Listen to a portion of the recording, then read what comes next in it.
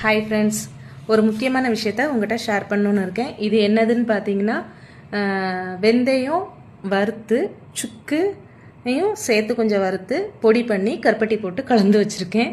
பார்த்தீங்கன்னா இது வந்து ஆரம்ப நிலை வாதத்துக்கு ரொம்ப நல்லது அப்படின்னு சொல்லி கேலண்டரில் பார்த்தேன். நான் என்றைக்குமே வந்து ஒரு விஷயத்த நான் ஃபஸ்ட்டு செஞ்சு பார்த்துட்டு தான் அதை வந்து என்ன செய்வேன் உங்களுக்கு சொல்லுவேன். இதில் வந்து என்னென்னா ஒரு வாட்டி சாப்பிட்டுட்டு ஒரு வாட்டி சாப்பிடலாம்.